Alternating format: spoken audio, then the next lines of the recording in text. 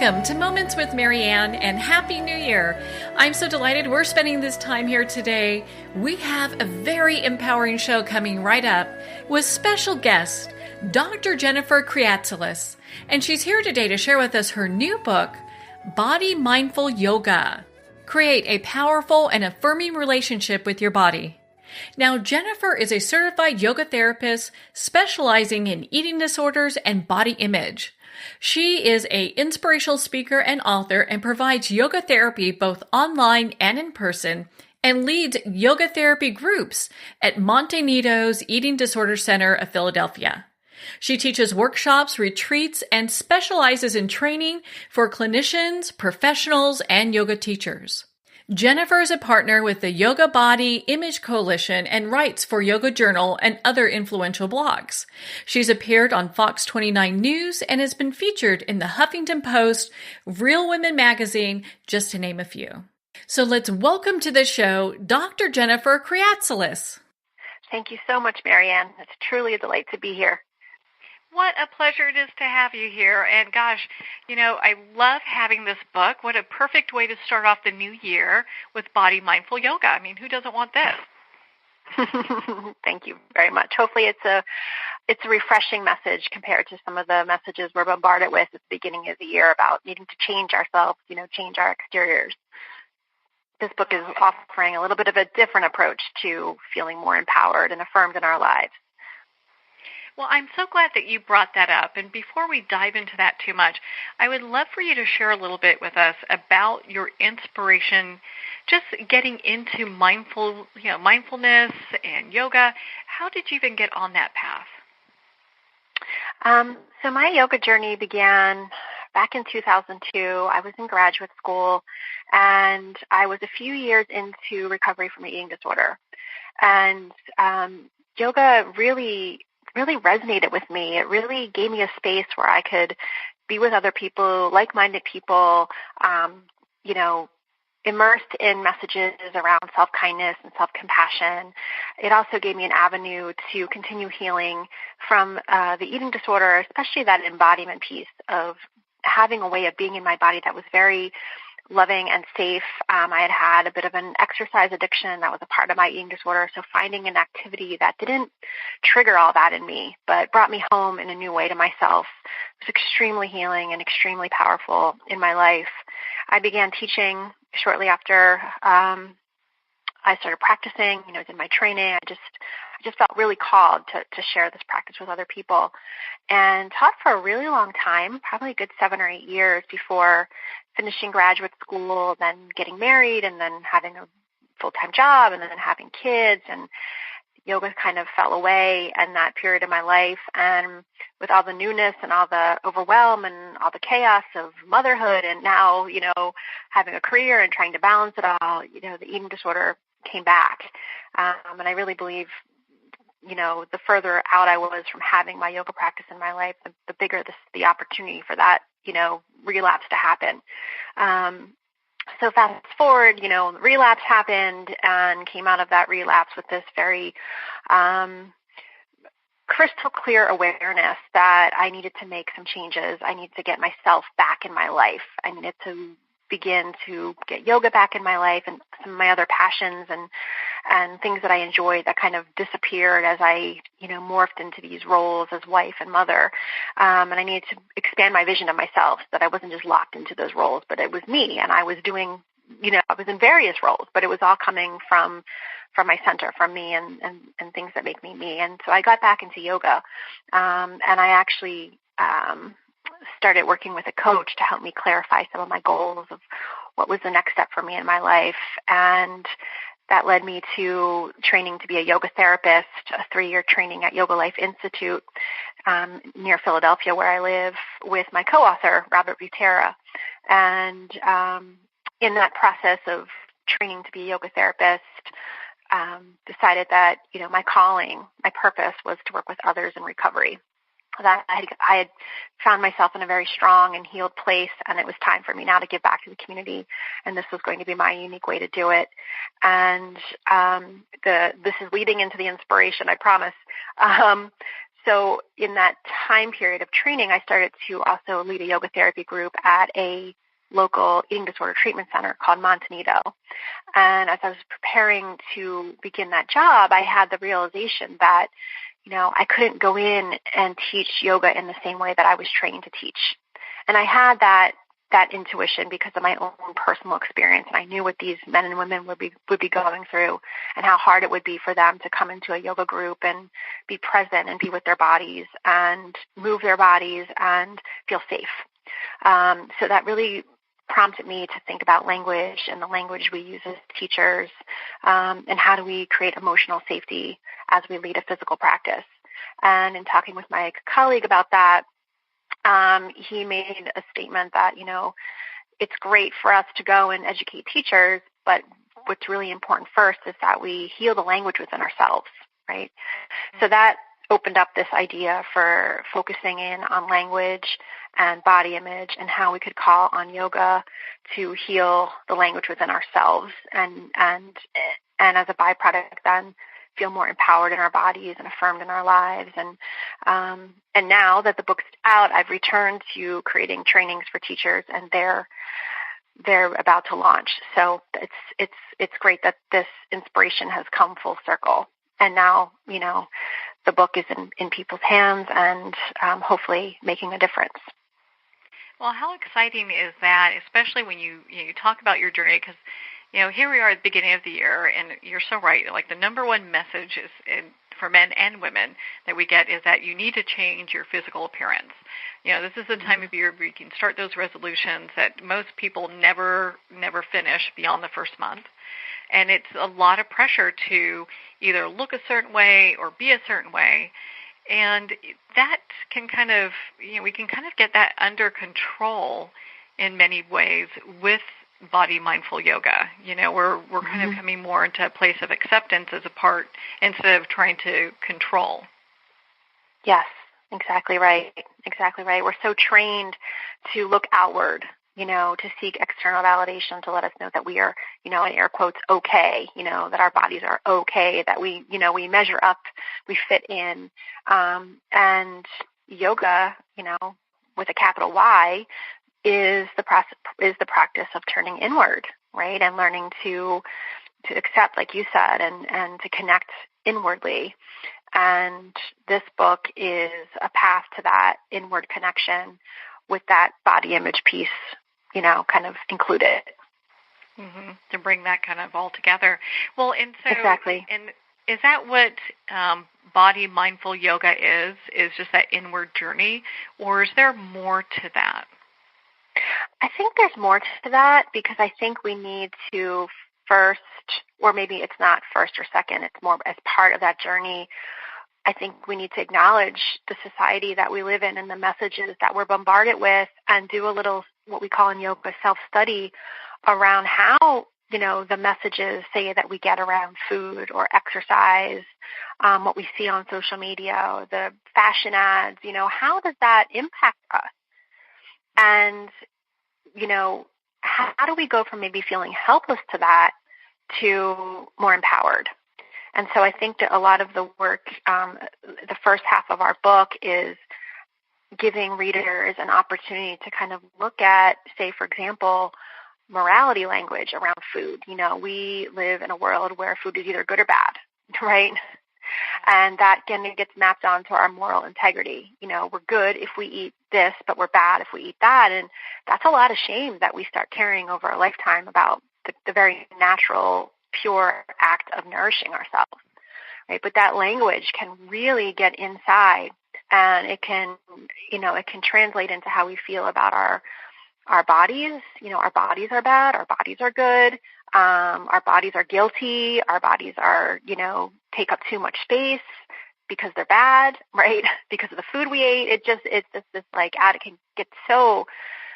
can just go so deep inside of us. And then in turn, because it's normalized, that language is normalized, we're talking like that in front of our kids, or we're talking about that with strangers, or we're just talking about that in our groups of friends. Maybe these are messages that our families have helped us to learn. And, we need to cut that out. Like, I'm a mom now, and so, because of my personal experience, I'll move mountains to keep my girls from ever having to feel like they're good or bad, intrinsically good or bad because of what they eat. That's just so much shame. So first of all, how do we acknowledge that reality? And then how do we do some self-study inward around, well, where does that reaction, if I say I have a reaction to the word diet, like where does that come from? What's that really about? What's the story there? Because there probably is a story, and it probably combines something, a combination of social, cultural, familial, all kinds of, influences, right? And then how do we shift then to a more empowering message to give ourselves? And then how do we really integrate that in our lives and in our dialogues and in our conversations and model that for other people? And it's a process. It's a practice. We've been trained for probably most of our lives to think good or bad in relationship to food. So unraveling that takes time. And our book is really about the process of awareness around how language is affecting someone's self-esteem, body image, and a process then to begin to work on that. Yeah. So the second half, I'm sorry, go ahead.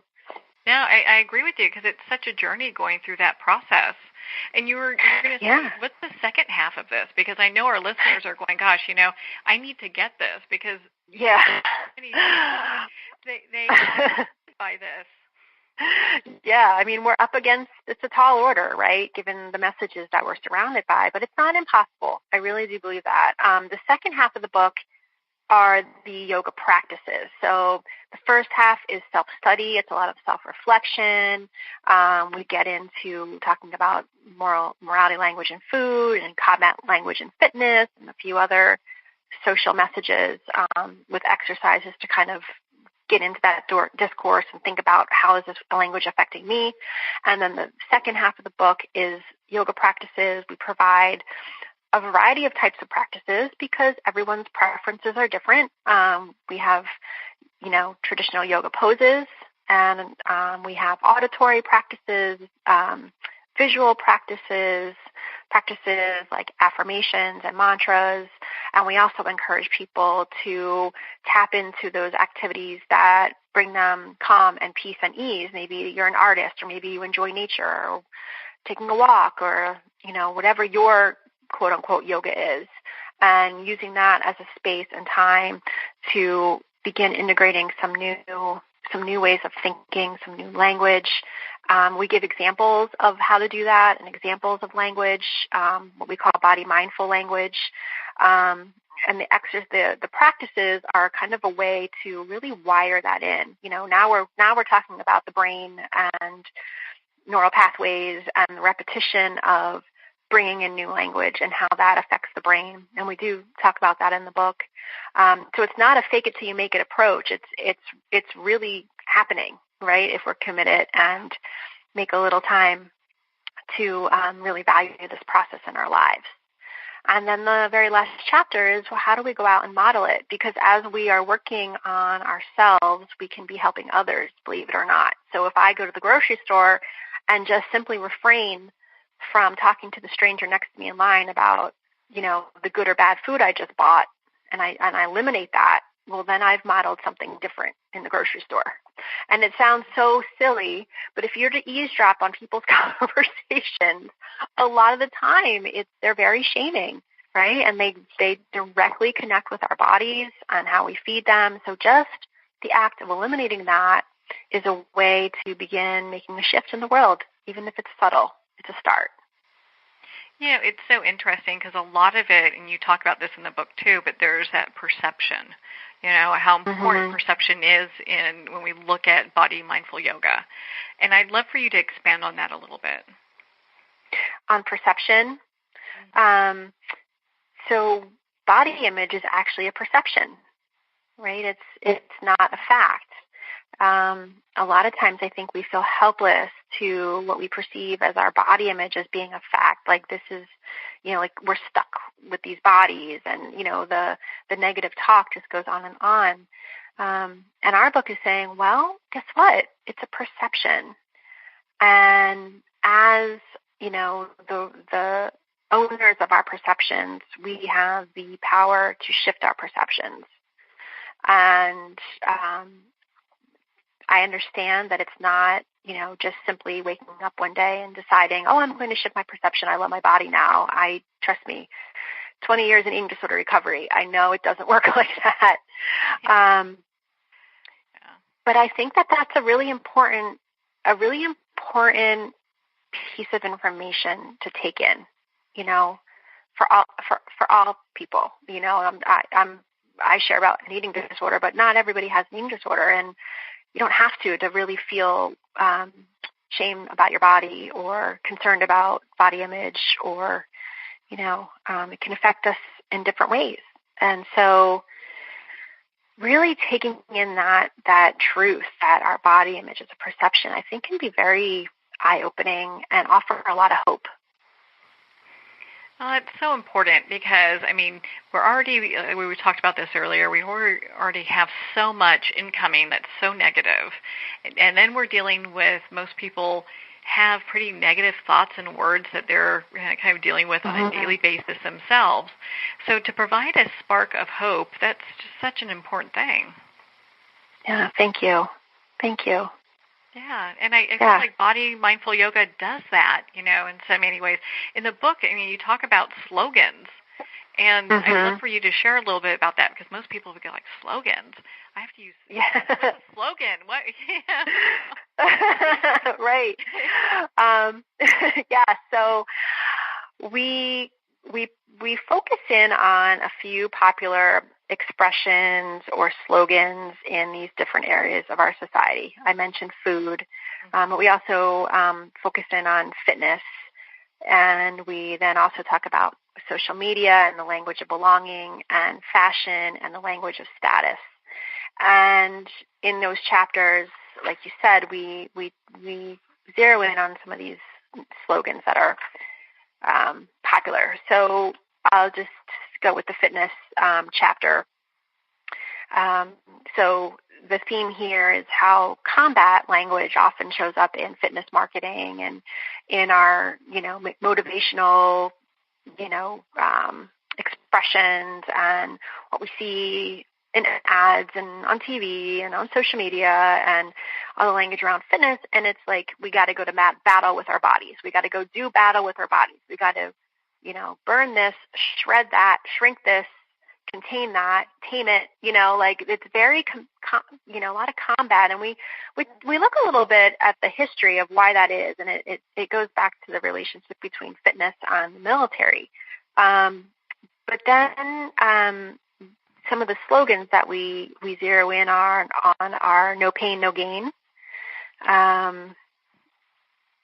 win at all costs, just do it, and a few more. And what we do with those slogans is we kind of give the meaning. What does it mean? What does no pain, no gain really mean? Where did it come from? How did it get into our language around working out?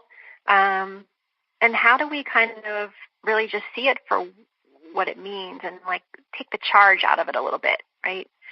And for some people, right, this type of combat language might not cause any problems for them. It might not ignite, guilt or shame or comparison or body image. It might be purely motivational, and we want to honor that.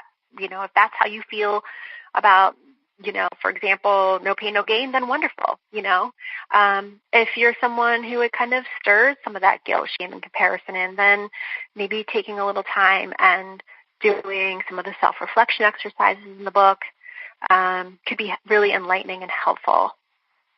So just to give you an example of some body mindful statements that we suggest in response to no pain, no gain, or as a replacement for it.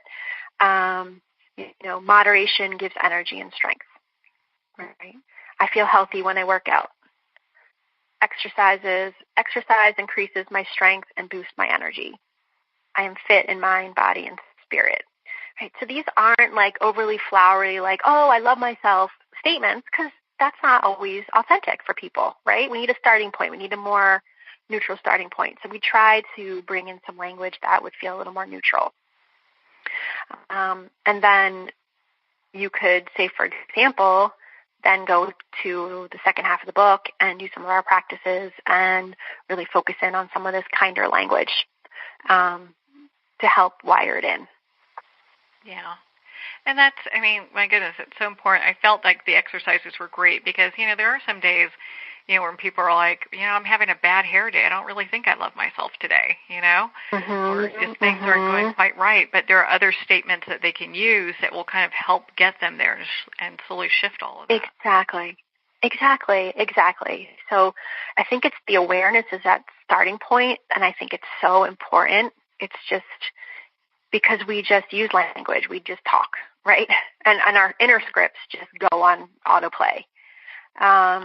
And we don't realize that, there's a direct correlation between what's coming out of our mouth or what we're hearing inside and how we're holding our body, how we're dressing it, how we're, perceiving our bodies, perceiving other people's bodies. It goes so much deeper than we realize. Mm-hmm. Without a doubt. I mean, I know in the book you talk about having goals.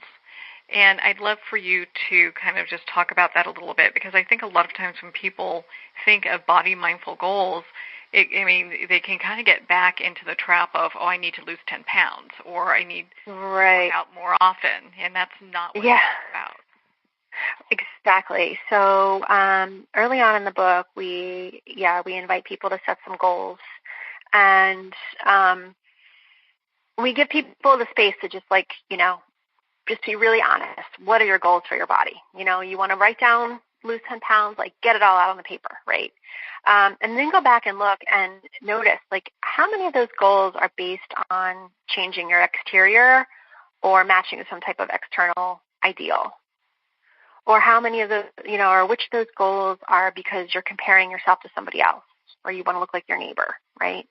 And look, there's no shame in that, no shame in that. These are very human feelings and human experiences that we have when we're in this place. The concern, though, at least for me, is when we stay stuck there and we don't know how to validate ourselves, right? If we're only in into external validation, we never really learn how to validate ourselves and we never really feel worthy. So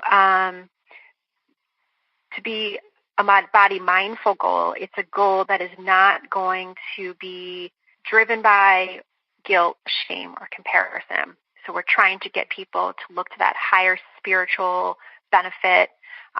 If you don't like the word spiritual, that's okay. Maybe a value, right? So whereas, you might have the goal to lose 10 pounds, look like your neighbor, what are you really getting at? What else is there? Is there a different way to look at that? And is there a way to maybe even shift the goal so that it's more body mindful, it's more internally driven, it's more value-based, my goal is to build stamina. My goal is to enjoy health. My goal is to feel more alive. Right? My goal is to do more activities with others, right? These have very different feel than my goal is to lose 10 pounds. My goal is to be a size X, whatever. My goal is to only eat 2 meals a day. They're all very combative, right? And the body mindful goal is going to be more internally driven. It's going to be more about wellness and health and how we feel from the inside. And that's the thing that's the only thing that matters is how we feel about ourselves and how we feel in the inside. And it's interesting, and I'm so glad that you talked about this because it's so often, and even not really, people do this not really even, I think, consciously, where they're doing these comparisons that are just unrealistic. Yeah. Comparisons really throw us off our center, and once they start, it's kind of hard. It's like that domino effect. Then you start comparing everything about yourself to everyone else. And with every comparison, we are pulled further away from our center and what we know to be true about ourselves. And this approach that we're offering in our book is hopefully a pathway home inward to reconnect with what we know to be true about ourselves inside. Oh, And when we're in that place where we are centered and we are connected, we will stand taller. We will have more light in our eyes. We will, maybe choose to carry our bodies with a little more confidence versus maybe hunched shoulders and that feeling of I just want to hide. Yeah, without a doubt, and it's just, it's interesting how all this kind of can snowball, and before you know it, people are in a place where they're like, how did I get here with how I feel about myself? Yeah. And I love because your book, Body Mindful Yoga, really gives people kind of a starting point that they can use today, and it gives these gentle steps and how to kind of reclaim their life, these really empowering steps. Oh, thank you. I'm so happy that you see them as gentle. That's really important to me. So thank you. Oh, you're welcome. I think we've all done it the other way, right? Where we're the liquid diets and the working out. Yes. And none of that's it's why enjoyable. Yeah. Well, thank you. I mean, gentle is so important because it's so opposite of what how we're trained to be. We're trained to be productive all the time, go, go, go. And I want to acknowledge that this material is not easy. It's not always comfortable to do this type of work with ourselves. It can feel really hard. And so I just want to give everybody a lot of compassion, who struggle in this way and are taking this step to do something for themselves and, to have support in your life while you're doing it too. If a lot of things get churned up when you're doing work on your body image or your self-esteem, have support. It's so important. Yeah, without a doubt. Well, and you talk about in the book, I think I have time for a couple more questions here. You talk about in the book about being a body mindful ambassador. So what is that? Because I know we've kind of touched on it a little bit, but, what does that look like and what does that even mean for ourselves? Right. So this is the very last chapter, and this is after, you've done all that internal work and you've been doing your practices, and now it's time to kind of take what you're learning about yourself and bring it into the world. And not in a, showboaty way, just kind of like the example I used of the grocery store. It's about, eliminating body mindless talk, really eliminating negative talk about ourselves with other people. In this chapter, we give 7 or 8 tips on how to do that. And one that's coming to mind right now for me is, compliment on people's internal qualities and less on external qualities. So, even though a compliment about someone's hair or clothing may be completely innocent and completely sincere, right? It's not that the compliment is bad. It's just what we're getting at with that is that if we can stop replicating this need for external validation in others as well as ourselves and shift to the internal, wow, if people were hearing how, I don't know, I'm trying to think of an example real quick, but people were hearing oh wow, I so appreciate how kind you are. Or, oh wow, you're such an honest person. That's such an honorable quality. In hearing more and more of those type of compliments and less about our exteriors, we might begin to get be a little less obsessive about our exteriors too, right? So it's this idea of really letting go of external validation and modeling that for other people.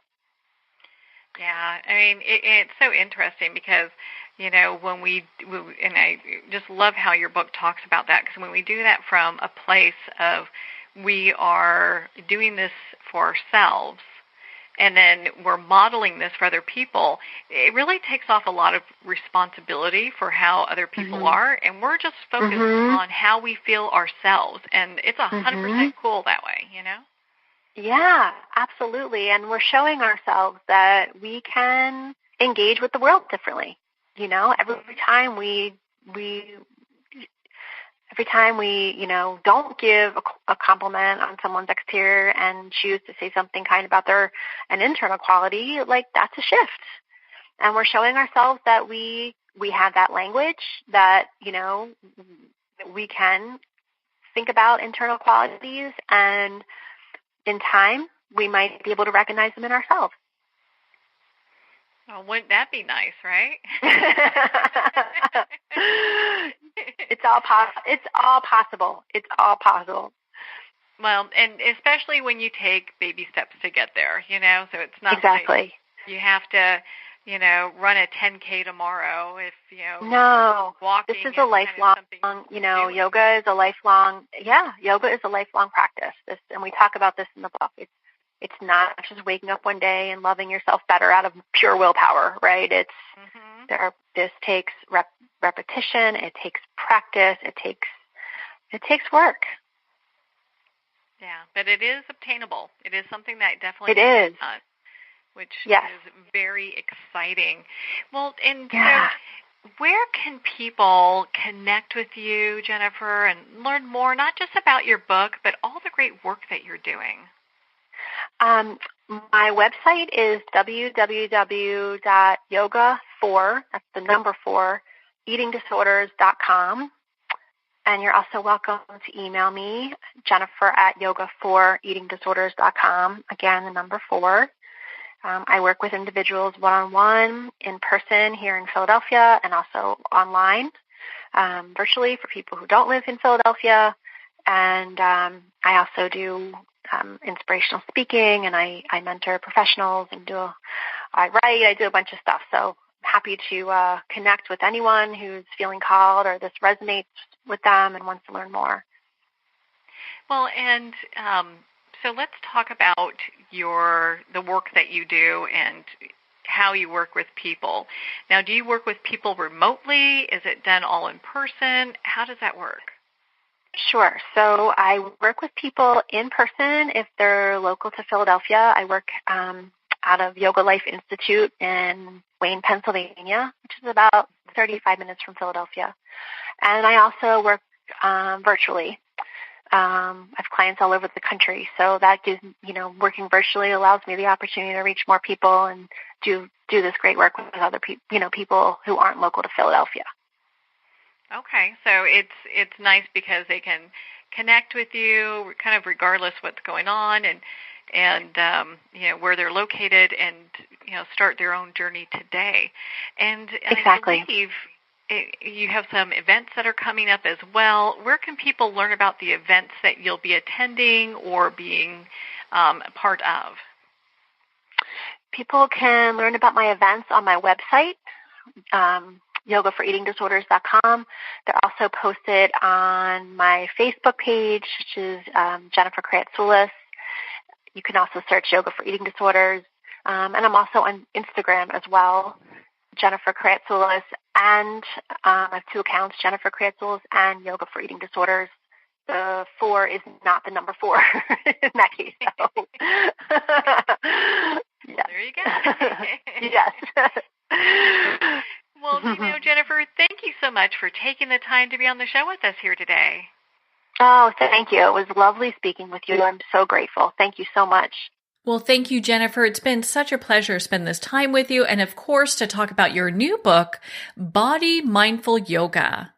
Again, Body Mindful Yoga is available at Amazon, Barnes & Noble, and all indie bookstores, and it's a great book to start off the new year. Well, we're at the end of our time today.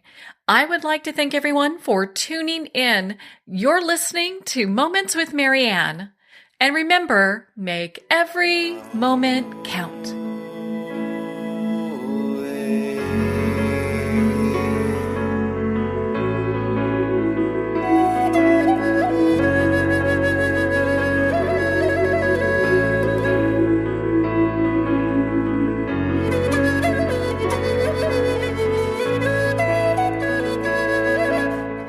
In a single moment, your life can change. Moments with Marianne is a transformative hour that covers an endless array of topics with the best of the best. Her guests are leaders in their fields, ranging from inspirational authors, top industry leaders, and business and spiritual entrepreneurs. Each guest is gifted and a true visionary, a recognized leader in her own work, and while teaching others to develop, refocus, and grow, Marianne will bring the best guest and sometimes a special surprise. Don't miss this. You never know just which moment will change your life forever. Moments with Marianne airs every Sunday, Monday, Thursday, and Friday at 8 p.m. Eastern and 5 p.m. Pacific Time. Make sure to tune in and visit momentswithmarianne.com for more information.